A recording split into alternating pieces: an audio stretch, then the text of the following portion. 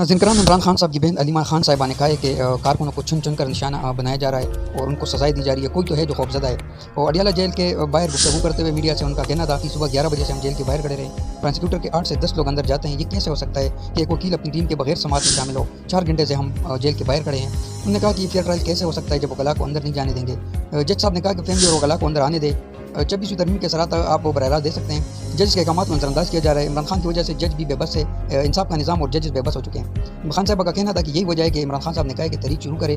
इनको ये डर है कि कहीं तहरीक ना चले। इमरान खान साहब ने कहा कि हम अपने हक के लिए खुद खड़े हों। इमरान खान साहब की बहन ने कहा कि हमें खौफजदा लोगों से कोई डर नहीं है। उनको खौफ है कि इमरान खान का एक लफ्ज़ भी बाहर ना आए।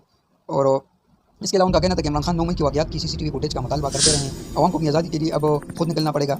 हमें इंतज़ार नहीं करना चाहिए कि इमरान खान साहब बाहर आएंगे तो तहरीक चलेगी। उन्होंने कहा कि पार्टी ने लाएअमल देना है, लोगों ने खुद निकलना है। 5 अगस्त तो जब आएगा तो देखा जाएगा। शकूक व शुबात की कोई बात नहीं। मैंने हमेशा कहा है कि सब निकलेंगे और जान देना हुआ तो जान भी दे देंगे। तो दोस्तों, चैनल को सब्सक्राइब करें, वीडियो को लाइक करें।